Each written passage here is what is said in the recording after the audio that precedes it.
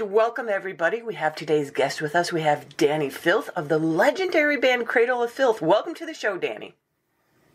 Yes, hello. I'm barely here, by the way. I barely made it.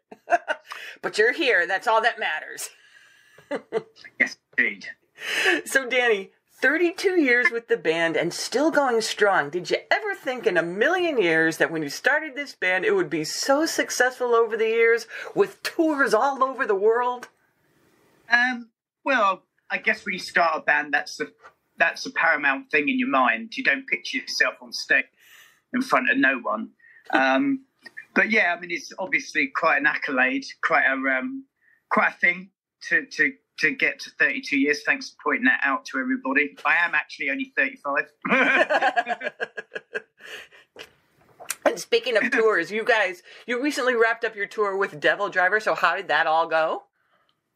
Yeah, that was fantastic. It was a little strange being out on the road with my manager, because obviously Des and his wife Anastasia managed the band, and I'm best friends with him. So it was good, actually. It was really good fun. Good friends with the crew as well, and the band. The support acts were great. Real sort of family vibe about it.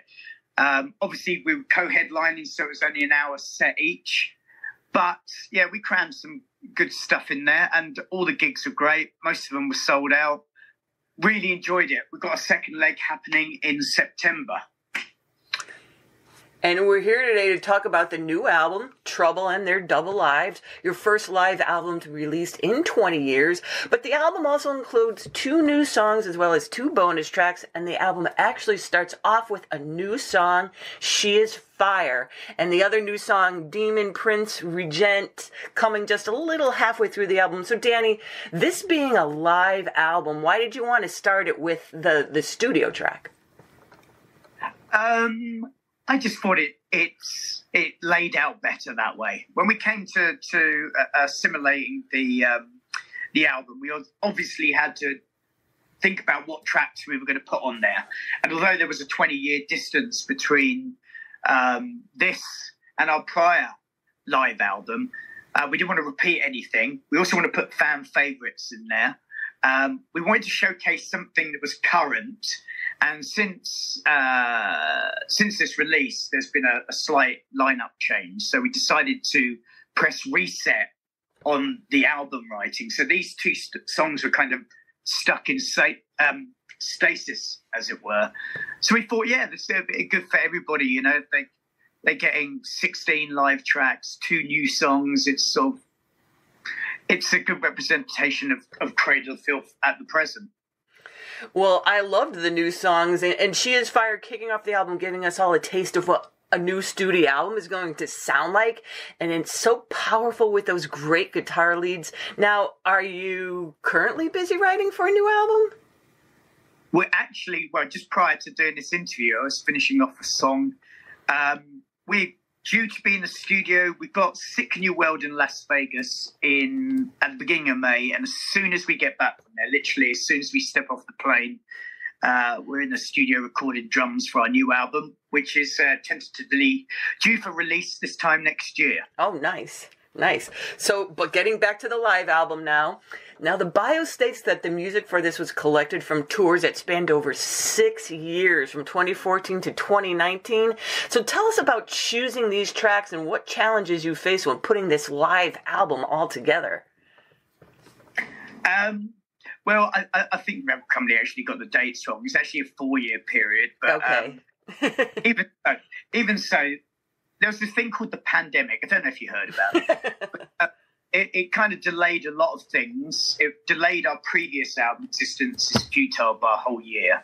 So that had a knock-on effect with everything, including our transition from Nuclear Blast Records to Napalm Records.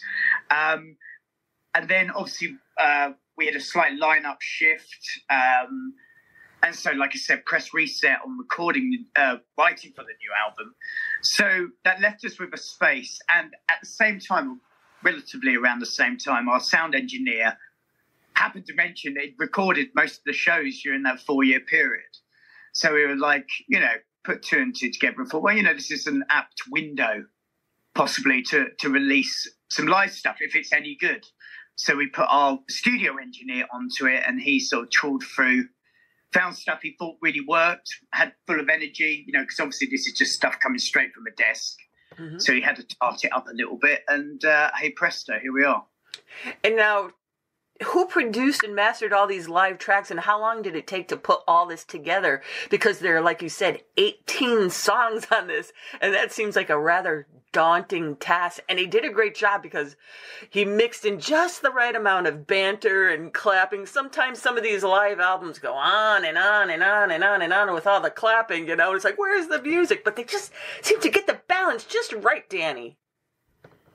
Well, yeah, obviously, with 18 songs, you're literally falling off the edge of the CD. So we had to be careful with that in mind. Scott Atkins, he's our resident studio engineer. He's done our past well, yeah, they are quite fast. Past 5 studio albums, both my Devilment albums as well. And he's producing a new album, funnily enough. So we get on quite well with him, as you can tell. And I literally do not envy his task there, because he did have an unenviable task of looking through, countless shows. Probably, I don't know, 100 shows. I'm sure he didn't. I'm sure he whittled it down. In fact, I'm pretty sure he only picked from about, 16 shows or whatever. And those are the songs. But, yeah, I wouldn't have fancied having that task myself. And then I want to add that you do have those 2 bonus tracks on the album as well. You Will Know the Lion by His Claw and The Death of Love. So tell us about the significance of these 2 songs and why you chose them as your bonus tracks.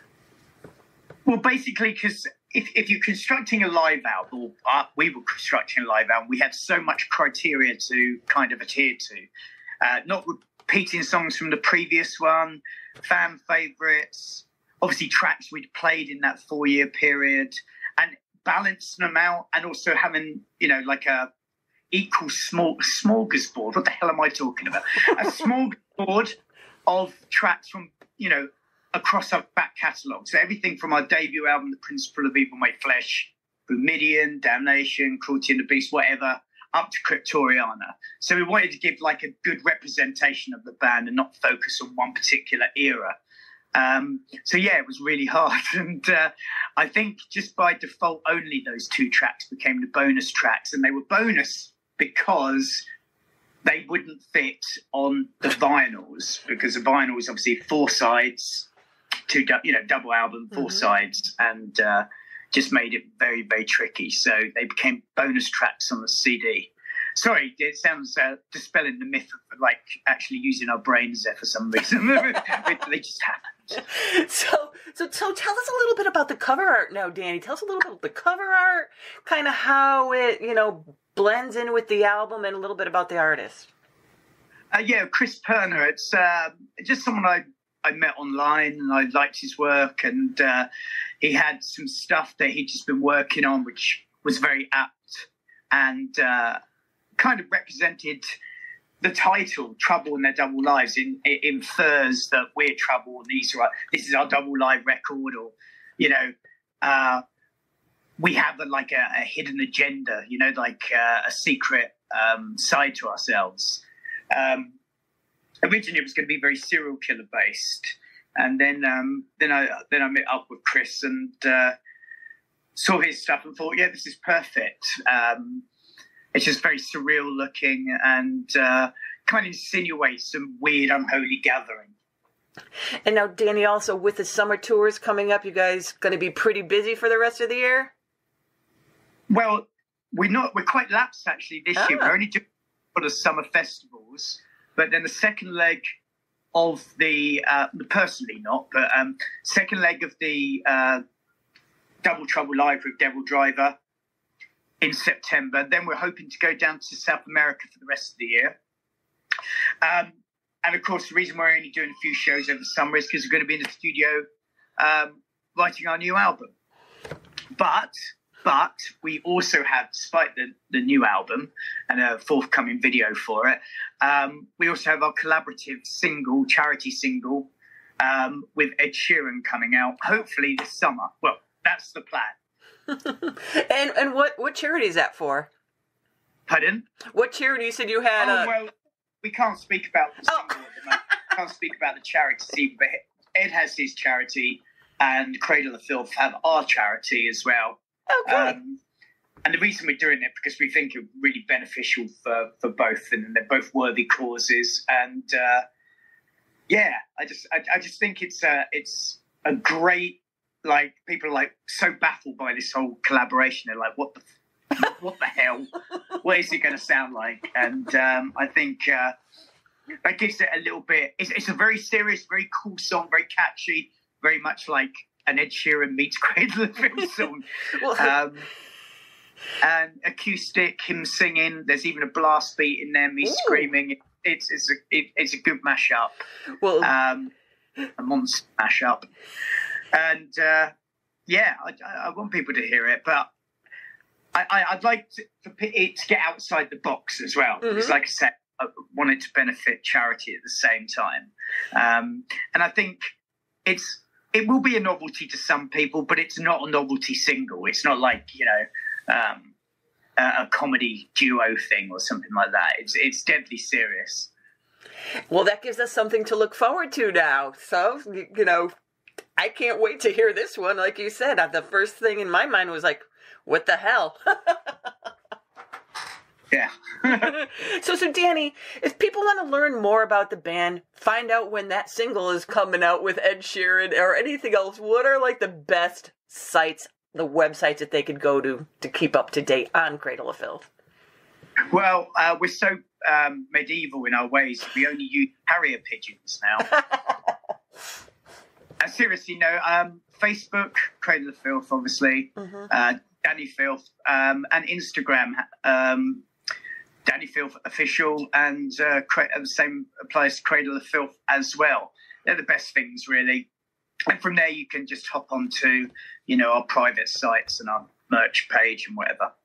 Well, there you guys have it. Cradle of Filth have a new album called Trouble and Their Double Lives off of Napalm Records, packed with fan favorites performed live. You can pick it up now. And Dani, thank you for taking the time to tell us a little bit about the new album, and we wish you and the band all the best. My pleasure, and thank you.